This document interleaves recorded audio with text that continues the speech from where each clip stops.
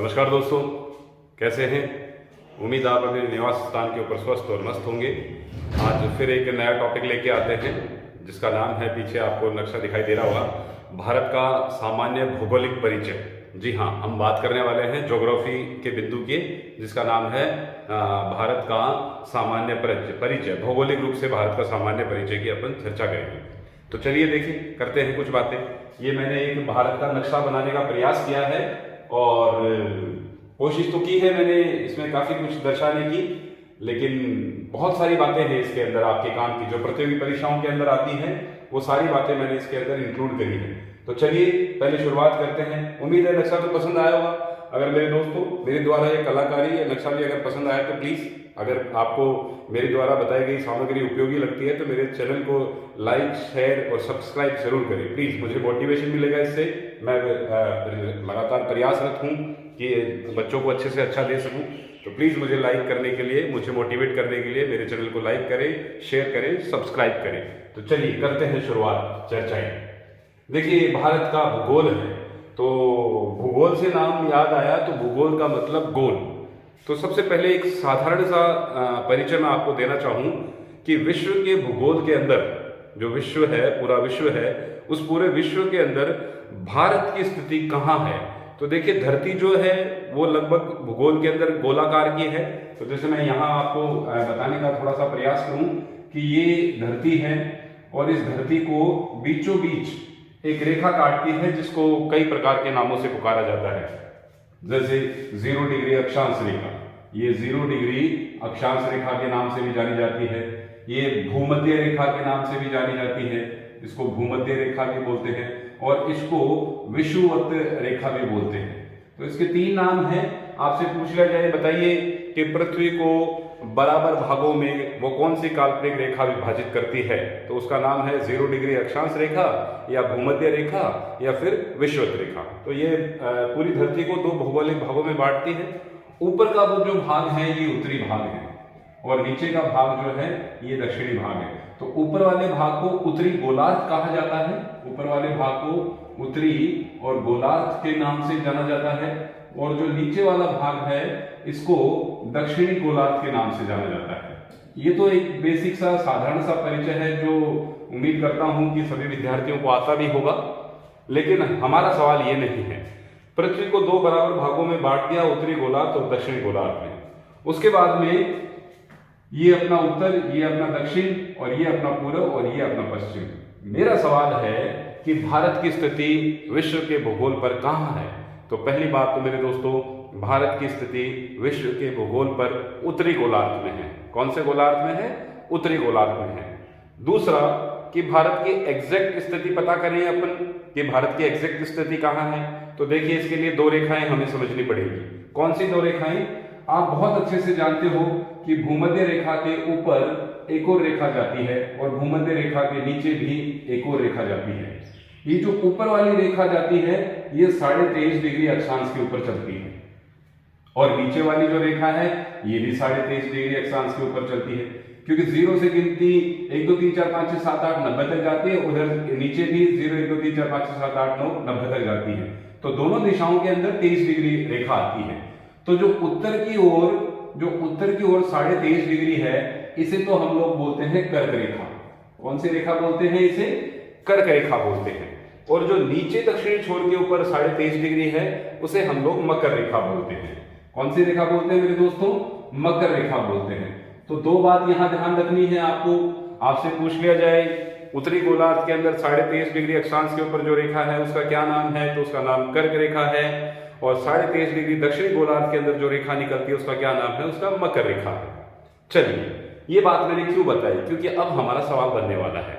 मैं आपसे पूछूं कि भारत की स्थिति बताइए उत्तरी गोलार्ध के अंदर कौन सी दिशा में है। तो देखिए, उत्तरी गोलार्ध के अंदर भारत की स्थिति जो है वो आपके इस दिशा में आएगी। इस दिशा का मतलब क्या है? ये उत्तर है और ये पूर्व है। तो भारत की स्थिति उत्तर पूर्व की तरफ है। भारत की स्थिति कहाँ है? उत्तर पूर्व की तरफ है। भारत की स्थिति उत्तरी गोलार्ध के अंदर उत्तर पूर्व के अंदर स्थित है। यह आपका एग्जैक्ट आंसर होगा। दूसरी बात मेरे दोस्तों, एक चीज बिल्कुल क्लियर हो रही है कि देखिए 0 डिग्री के बाद में 23.5 डिग्री ऊपर रेखा आई है, ये कौन सी रेखा है? तो ये कर्क रेखा है। और हम जानते हैं कि भारत के मध्य से कौन सी रेखा निकलती है? तो कर्क रेखा भारत के मध्य से निकलती है। दो सवाल बन रहे हैं मध्य के बीच में। एक तो धरती को, संपूर्ण धरती को 2 बराबर भागों में बांटती है, उस रेखा का क्या नाम है? तो उसका नाम भूमध्य रेखा, 0 डिग्री अक्षांश रेखा और विषुवत रेखा बोला जाता है। लेकिन भारत के मध्य से कौन सी रेखा निकलती है? तो उसे कर्क रेखा कहते हैं। देखिए ये मैंने भारत का नक्शा भी बनाया है और इस भारत के नक्शे के अंदर ये dot dot dot dot dot dot जो लाइन मैंने खींची है, ये आपकी क्या है? ये आपकी वही कर्क रेखा है। कौन सी रेखा है? आपकी कर्क रेखा है। ये जो डॉट डॉट डॉट डॉट करके बीच में जा रही है। अब मेरा निवेदन है आप लोगों से कि एक बार आप इस नक्शे को अच्छे से देखने का प्रयास करें ताकि मैं इसके बारे में आपको कुछ बता पाऊं।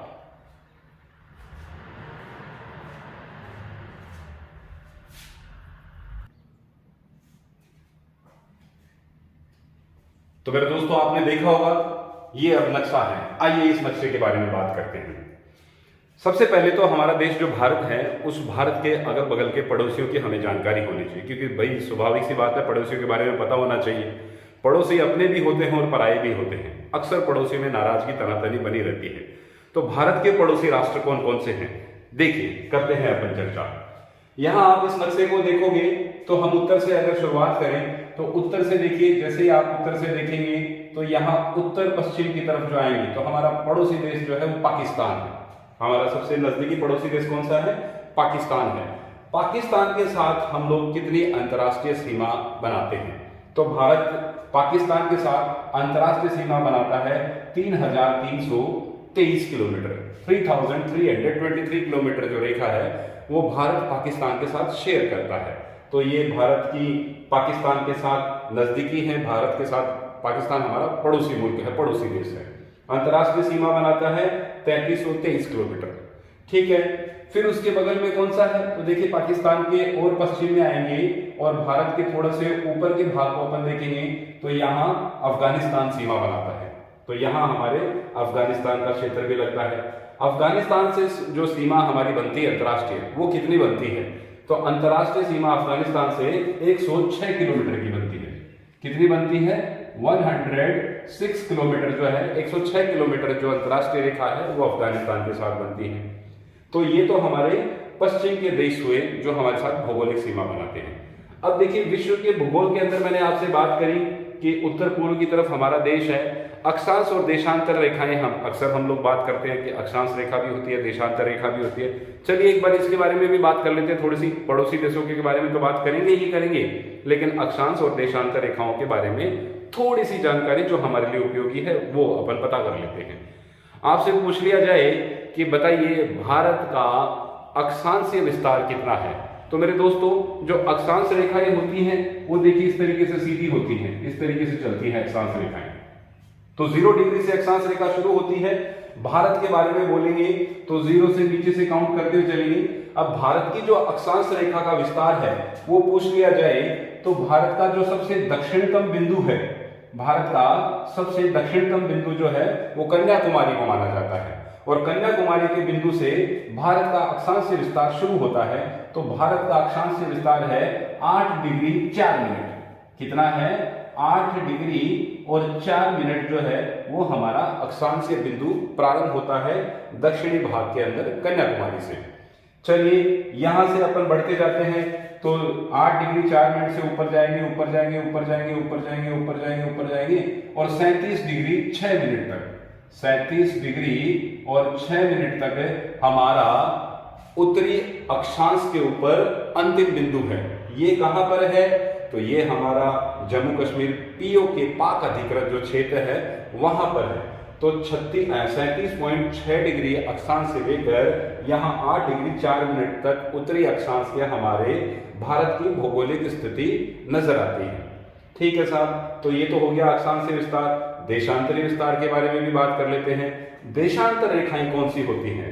हमारे भूगोल में ग्लोब के ऊपर जो इस प्रकार से रेखाएं खींची जाती हैं इन्हें देशांतरीय रेखाएं कहते हैं। अक्षांश और देशांतर रेखाओं में क्या फर्क आता है? तो देखिए अक्षांश रेखा तो हमें हमेशा किसी भी देश की भौगोलिक स्थिति से अवगत करवाएंगे। यहाँ ध्यान से सुनेंगे आप, अक्षांश रेखा किसी भी देश की भौगोलिक स्थिति का अवगत करवाती है। देशांतर रेखाएं क्या काम करती हैं? देशांतर रेखाओं के द्वारा किसी भी स्थान के समय का निर्धारण किया जाता है। तो अक्षांश और देशांतर रेखाओं में ये बड़ा फर्क है। देशांतर रेखा का विस्तार हमारे इंडिया में कहां से कहां तक है, इसकी भी चर्चा कर लेते हैं। देखिए, भारत जो है उत्तर से दक्षिण और पूर्व से पश्चिम। अगर मैं बात करूं कि पूर्वी देशांतर, क्योंकि देशांतर से आएगा विस्तार, तो पूर्वी देशांतर और पश्चिमी देशांतर से अगर अपन बात करें तो पश्चिमी देशांतर के अंदर ये देखिए, ये पश्चिमी भाग है अपना। तो ये जो सर्करिक के पास में भाग है अपना, सर्करिक जो है वो गुजरात से सटा हुआ क्षेत्र है और भारत और पाकिस्तान के मध्य इसको लेकर विवाद भी है। तो सर्करिक के पास जो अपना पश्चिमी बिंदु है, यहां से अपना देशांतरीय विस्तार शुरू होता है और ये 68 डिग्री 7 मिनट से प्रारंभ होता है। 68 डिग्री 7 मिनट पूर्वी देशांतर से हमारी भारत की भौगोलिक स्थिति प्रारंभ होती है और जो कि देशांतरीय विस्तार लेते लेते लेते लेते लेते लेते लेते जाएगा और 97 डिग्री 25 मिनट अरुणाचल प्रदेश के पास में जाकर ये हमारा देशांतरीय विस्तार समाप्त हो जाएगा। तो सिंपल सा एक सवाल बनता है कि बताइए अक्षांश और देशांतर विस्तार क्या है? तो अक्षांशीय विस्तार 0 नीचे से अपन बात करें दक्षिणी भाग से तो 8 डिग्री 4 मिनट से लेके 37 डिग्री 6 मिनट तक हमारा अक्षांशीय विस्तार है और देशांतरीय विस्तार की बात करें तो 68 डिग्री 7 मिनट पूर्वी देशांतर से लेके 97 डिग्री 25 मिनट पूर्वी देशांतर तक हमारा भौगोलिक विस्तार है। ठीक है साहब, ये तो बात हुई हमारे अक्षांश और देशांतर की। अब भौगोलिक रूप से पड़ोसी देशों की बात करी थी अपन ने, तो पाकिस्तान के साथ 3523 किलोमीटर की रेखा बनाते हैं, अफगानिस्तान के साथ 106 किलोमीटर की अंतरराष्ट्रीय सीमा हम लोग बनाते हैं। उसके बाद में आ जाइए इधर चीन, ये इलाका जो है देखिए हमारे ऊपर उत्तरी पूर्व की तरफ जो दिशा जाती है उधर ऊपर की तरफ हमारे चीन है।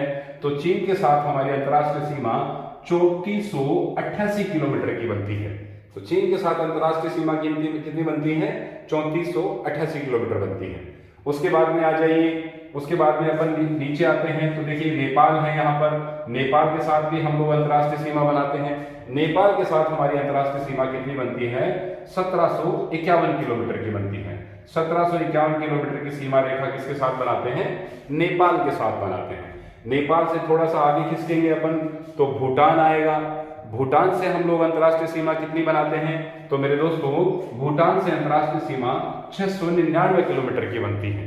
कितनी बनती है? 699 किलोमीटर की।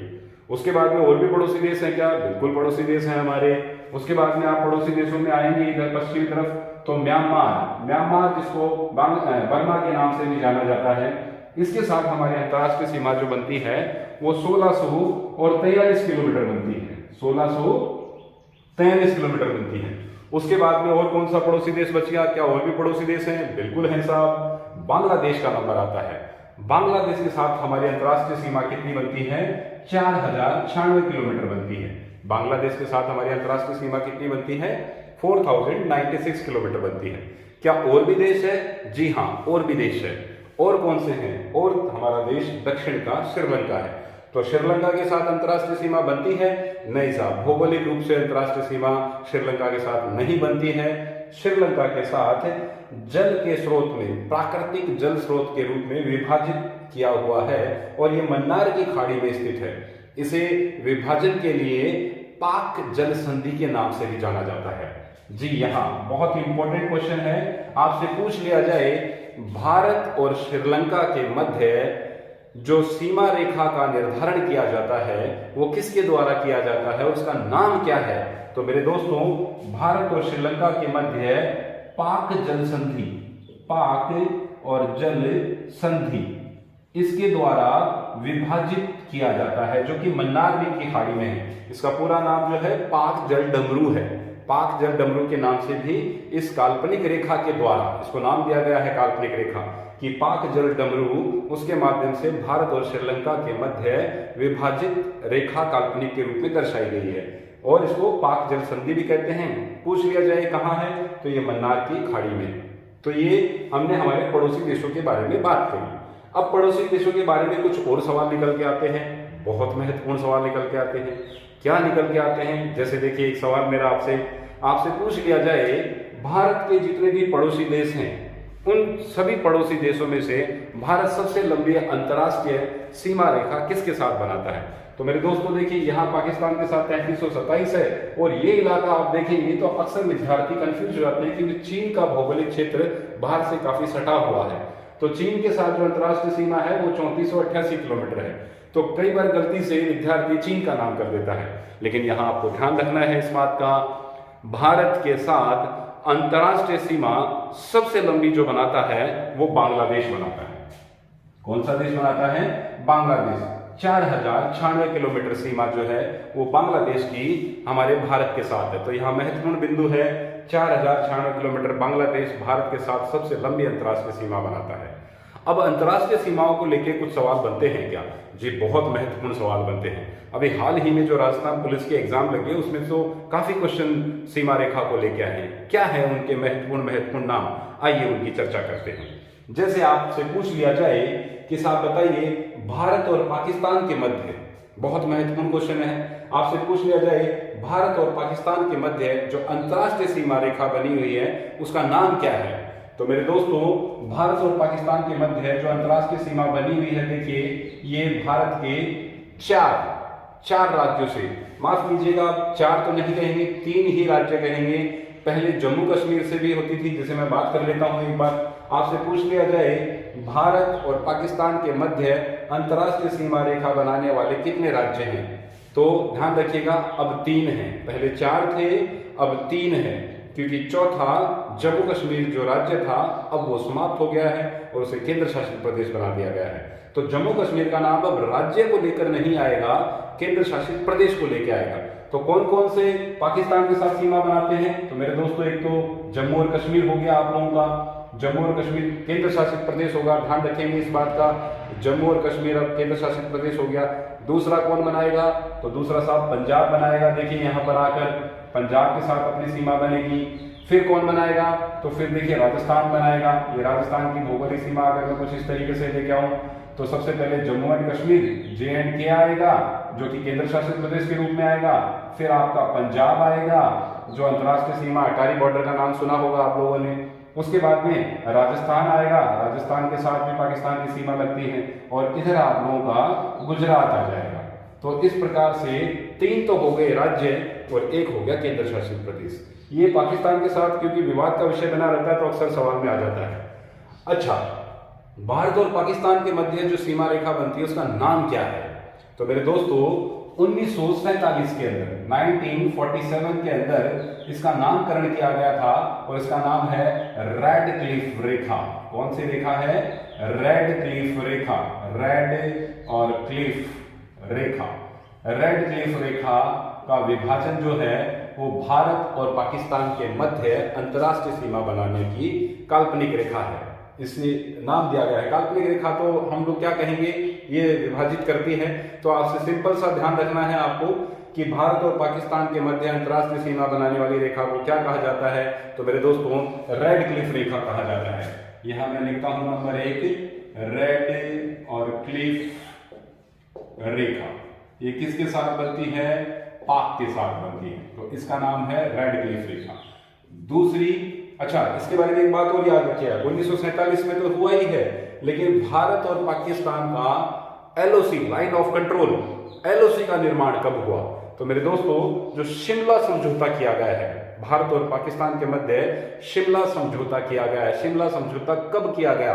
तो 1972 1972 के अंदर शिमला समझौता किया गया था, और शिमला समझौते के तहत LOC लाइन ऑफ कंट्रोल का निर्धारण किया गया है भारत और पाकिस्तान के मध्य। तो ये भी थोड़ा सा आप लोग मस्तिष्क में रख लीजिएगा इस बात को भी। दूसरी बात करें, दूसरा देश जो है वो अफगानिस्तान है। इसका सवाल आया है अभी राजस्थान पुलिस के अंदर, अफगानिस्तान और भारत के मध्य कौन सी रेखा विभाजित रूप में अंतर्राष्ट्रीय सीमा बनाती है? तो मेरे दोस्तों, डूरंड रेखा जो है, डूरंड रेखा का निर्धारण अफगानिस्तान के साथ किया गया है। अफगानिस्तान के साथ डूरंड रेखा जानी जाती है। भारत और अफगानिस्तान के मध्य जो रेखा खींची गई है उसका नाम डूरंड है और वो कितने किलोमीटर की है? 106 किलोमीटर की है। तो अफगानिस्तान और भारत के मध्य डूरंड रेखा हमारा विभाजन करती है भौगोलिक क्षेत्र के अंदर। तीसरी बात कर लें तो तीसरी बात है हमारे यहाँ पर चीन के साथ। इसे क्या कहा जाता है? तो इसे कहा जाता है मेरे दोस्तों मैकमोहन रेखा। कौन सी रेखा कहा जाता है? मैक और मोहन। मैकमोहन रेखा भारत और किसके मध्य सीमा रेखा बनाती है? तो भारत और चीन के मध्य बनाती है। मैकमोहन रेखा जो है वो अंतरराष्ट्रीय सीमा बनाती है भारत और चीन के साथ। पूछ लिया जाए चीन के साथ कहां बनती है ये मैकमोहन रेखा, तो मुख्य रूप से जो अरुणाचल प्रदेश का अपना भाग है, ये अरुणाचल प्रदेश का जो भाग है, इस अरुणाचल प्रदेश के भाग के ऊपर ही मैकमोहन रेखा का निर्धारण किया गया है। तो ये भी एक महत्वपूर्ण बिंदु है आप लोगों के लिए, इसे भी ध्यान रखिएगा। फिर उसके बाद में क्या और भी अंतरराष्ट्रीय सीमाएं बनती हैं? तो मुख्य रूप से तो देखिए मैंने बता दिया आपको, रेड क्लिफ रेखा पाकिस्तान के साथ, डूरंड रेखा अफगानिस्तान के साथ, मैकमोहन रेखा चीन के साथ। श्रीलंका का जिक्र अभी मैंने किया था आप लोगों के सामने कि पाक जल संधि, पाक जल डमरू जो है ये प्राकृतिक जल स्रोत के रूप में है जो हमारे भारत और श्रीलंका के मध्य विभाजित करती है। फिर क्या है, एक नाम और याद रखिएगा पाकिस्तान के साथ, आपसे पूछ लिया जाए सरक्रिक क्या है? तो सरक्रिक मेरे दोस्तों गुजरात के अंदर एक दलदली भूमि क्षेत्र है और पाकिस्तान और भारत इसके बीच में तनातनी का माहौल रखते हैं। पाकिस्तान दावा करता है इसके ऊपर, तो ये विवादित क्षेत्र है सरक्रिक जो भारत और पाकिस्तान के मध्य है।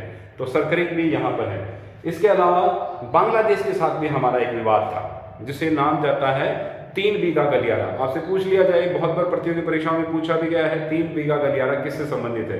तो 3 बीघा गलियारा भारत और बांग्लादेश के मध्य एक विवादित मुद्दा था जिसे नरेंद्र मोदी सरकार के आने के बाद में समझौते के द्वारा सुलझा लिया गया है और पूरे विश्व के अंदर एक बहुत अच्छा संदेश दिया गया है भारत और बांग्लादेश के द्वारा कि बिना किसी सैन्य कार्रवाई, बिना किसी नाराजगी, बिना किसी लड़ाई झगड़े के 3 बीघा गलियारा कॉरिडोर जो है उसका समाधान समझौते के माध्यम से कर दिया गया है। तो ये मेरे दोस्तों कुछ महत्वपूर्ण बातें थी जो हमारे अंतर्राष्ट्रीय स्तर के ऊपर बात की जा रही है। इसमें पूछ लिया जाए कौन कौन से देश हैं पड़ोसी, तो पाकिस्तान है, अफगानिस्तान है, चीन है, नेपाल है, भूटान है, म्यांमार है, बांग्लादेश है और श्रीलंका है। ये मुख्य रूप से है। इसके अलावा और क्या बातें हैं इनकी? तो इसके अलावा और बहुत सी बातें हैं इनके बारे में। वो क्या है उनके बारे में भी अपन चर्चा कर लेते हैं। जैसे आपसे पूछ ले कि बताइए भारत के उत्तर से और दक्षिणतम, भारत के उत्तर से दक्षिण तक कितनी लंबाई है? तो भारत के उत्तर से दक्षिण तक 3214 किलोमीटर की लंबाई है। भारत के उत्तर से लेके दक्षिण तक 3214 किलोमीटर की लंबाई बनी हुई है उत्तर से दक्षिण की तरफ। इसी प्रकार से पूर्व से पश्चिम या पश्चिम से पूर्व भी पूछ ले तो ये कितनी लंबाई है? तो मेरे दोस्तों पूर्व से पश्चिम तक की जो लंबाई है वो 2933 किलोमीटर है, 2933। तो उत्तर से दक्षिण तक कुल लंबाई कितनी है? 3214 किलोमीटर है और पूर्व से पश्चिम तक की लंबाई कितनी है? 2933 किलोमीटर है। कई बार ये भी पूछ लिया जाता है कि 3214 और 2933 इनको आप मस्तिष्क में रखेंगे और पूछ ले उत्तर से दक्षिण और पूर्व से पश्चिम तक की जो भौगोलिक लंबाई है उसमें अंतर कितने का है? तो मेरे दोस्तों यहाँ पर जो अंतर आता है वो 281 किलोमीटर का अंतर आता है। 281 किलोमीटर जो है वो इन दोनों के मध्य अंतर के रूप में आता है। तो ये भी कई बार सवाल घुमा के पूछ लिया जाता है, तो आप इसको भी थोड़ा सा मस्तिष्क में रखिएगा। तो ये तो थोड़ा सा भौगोलिक परिचय हुआ है अपने पड़ोसी देशों का कि जो जो हमारे पड़ोस में देश स्थित हैं उनके बारे में, उनकी भौगोलिक सीमा, उनके नाम क्या क्या हैं और भारत का अक्षांश और देशांतर विस्तार कितना है और भारत के मध्य से कौन सी रेखा निकलती है। तो भारत के मध्य से कर्क रेखा निकलती है। इसकी चर्चा भी अपन लोग कर लेते हैं अभी कि भारत के मध्य से रेखा कौन सी निकलती है। तो देखिए भारत के मध्य से कर्क रेखा निकलती है। कौन सी रेखा निकलती है? कर्क रेखा निकलती है। आपसे पूछ लिया जाए कि बताइए भारत के अंदर कर्क रेखा कितने राज्यों से होकर गुजरती है? तो भारत के अंदर कर्क रेखा मेरे दोस्तों 8 राज्य से होकर गुजरती है। कितने राज्यों से होकर गुजरती है? 8 राज्यों से होकर गुजरती है। उन 8 राज्यों के नाम क्या क्या हैं तो देखिए, मैंने इसीलिए नक्शा बनाया है। इस नक्शे से बहुत कुछ आपको समझ में आने वाला है। अगर आप गौर से ध्यान से इस नक्शे को देखेंगे तो बहुत सी बातें आपको समझ में आ जाएंगी। देखिए, कर्क रेखा कौन कौन से राज्यों से होकर गुजरती है। सबसे पहले तो गुजरात से होकर कर्क रेखा गुजरती है। गुजरात के बाद में राजस्थान से होकर कर्क रेखा गुजरती है। राजस्थान के बाद में मध्य प्रदेश से होकर कर्क रेखा गुजरती है। मध्य प्रदेश के बाद में छत्तीसगढ़ से होकर कर्क रेखा गुजरती है। छत्तीसगढ़ के बाद में झारखंड से होकर कर्क रेखा गुजरती है। फिर उसके बाद में पश्चिम बंगाल से कर्क रेखा गुजरती है और फिर उसके बाद में त्रिपुरा से कर्क रेखा गुजरती है और अंत में मिजोरम से कर्क रेखा गुजरती है। तो इस प्रकार से मेरे दोस्तों, ये आपकी 1 हो गया, 2 हो गया, 3 हो गया, 4 हो गया, 5 हो गया, 6 हो गया, 7 हो गया और एक झारखंड का नाम मैंने यहां बोला था। तो झारखंड जो है यहां से भी कर्क रेखा गुजरती है। तो आपसे पूछ लिया जाए कर्क रेखा भारत के कितने राज्यों से होकर गुजरती है तो मेरे दोस्तों 8 राज्यों से कर्क रेखा भारत के अंदर गुजरती है। इसके अलावा और महत्वपूर्ण बिंदु क्या है इसके अंदर, तो एक और महत्वपूर्ण बिंदु है, वो क्या है, ये यहां पर आप एक लाइन देख रहे होंगे। ये कौन सी लाइन है, ये 82.5 डिग्री लाइन है। 82.5 डिग्री लाइन क्या है, देखिए 82.5 डिग्री जो रेखा है ये भी एक काल्पनिक रेखा है।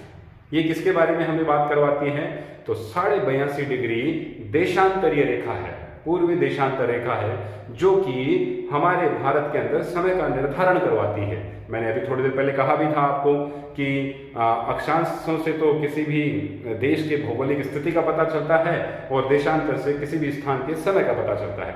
तो हमारे भारत के अंदर IST इंडियन स्टैंडर्ड टाइम, भारतीय मानक समय क्या है, तो हमारे भारत के अंदर भारतीय मानक समय उत्तर प्रदेश के इलाहाबाद, जिसका नाम प्रयागराज हो गया है, उसके नैनी नामक स्थान से निर्धारित किया गया है। जी हाँ मेरे दोस्तों, बहुत महत्वपूर्ण बात है ये कि आपसे पूछ लिया जाए, बताइए भारत का मानक समय निर्धारण कहाँ से होता है, तो भारत का मानक समय अगर राज्य आ जाए तो उत्तर प्रदेश है, स्थान का बाद नाम आ जाए तो नैनी स्थान है और कौन से जिले में है, वो प्रयागराज के अंदर है। तो वहां से कौन सी रेखा निकलती है, कई बार पूछ लेते हैं उसके बारे में भी, तो 82.5 डिग्री पूर्वी देशांतर रेखा वह काल्पनिक रेखा है जहां से भारत का इंडियन स्टैंडर्ड टाइम, भारतीय मानक समय का निर्धारण किया गया है, जो कि उत्तर प्रदेश के इलाहाबाद जो प्रयागराज है उसके नैनी नामक स्थान पर है। ये रेखा कहां से होकर गुजरती है, तो ये रेखा मेरे दोस्तों देखिए मैंने यहां नाम लिख रखे हैं, 5 राज्यों से होकर गुजरती है। ये बहुत ही महत्वपूर्ण क्वेश्चन है, बहुत कम जगह इसकी जानकारी मिलती है।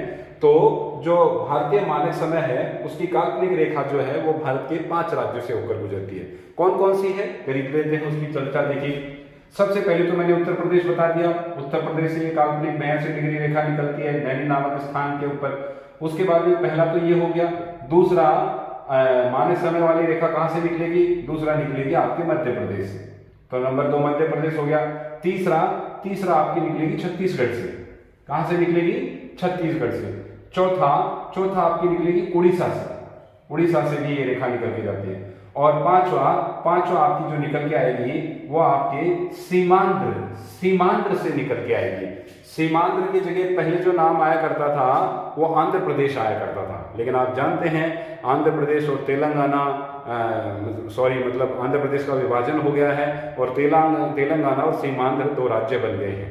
तो अब तेलंगाना से नहीं जाती, सीमांध्र से जाती है। तो 5 राज्य हैं, देखिए उत्तर प्रदेश, मध्य प्रदेश, छत्तीसगढ़, उड़ीसा और सीमांध्र। यहां से भारत की मानक समय रेखा जो है 82.5 डिग्री वो निकलती है। अच्छा, ये बिंदु आने के बाद में कोई और भी बात है इसके अंदर, मेरे दोस्तों बातें तो बहुत हैं और एक ही वीडियो में संपूर्ण जानकारी नहीं मिल सकती, तो इसका एक दूसरा पार्ट लेके आते हैं अपन। उस दूसरे पार्ट के अंदर बाकी की जो चीजें मैंने बता रखी हैं, अभी तो बहुत कुछ है इसके अंदर, अभी तो बहुत सी बातें हैं। जैसे पूछ लिया जाए भारत का उत्तरतम बिंदु और दक्षिणतम बिंदु को क्या कहते हैं, तो इंदिरा पॉइंट, इंदिरा कॉल के नाम से है, तो उनके बारे में भी चर्चा करेंगे। अंडमान निकोबार द्वीप समूह के बारे में बात करेंगे, अभी तो लक्षद्वीप के बारे में भी बात करेंगे। अभी तो अपन तो मानसून किस प्रकार से आएगा, भौगोलिक संरचना किस प्रकार से है, मतलब तमाम बातें जो हैं भूगोल से संबंधित वो इस नक्शे के माध्यम से हम लोग करने वाले हैं। तो उसकी चर्चा अपन लोग अगले वीडियो में करते हैं। अगर आपको मेरे द्वारा ये जानकारी जो दी जा रही है इससे आपको किसी भी प्रकार का लाभ प्राप्त हो रहा है। तो प्लीज़ मेरे दोस्तों, मेरा निवेदन है आप लोगों से, मुझे मोटिवेट करने के लिए, मुझे इंकरेज करने के लिए, मेरा उत्साह बढ़ाने के लिए मेरे चैनल को लाइक करें, मेरे चैनल को शेयर करें, मेरे चैनल को सब्सक्राइब करें और अपने यार दोस्तों के पास भेज सकें, ताकि मुझे इससे और प्रेरणा मिल सके। आज के लिए इतना ही। Thank you very much. जय श्री श्याम।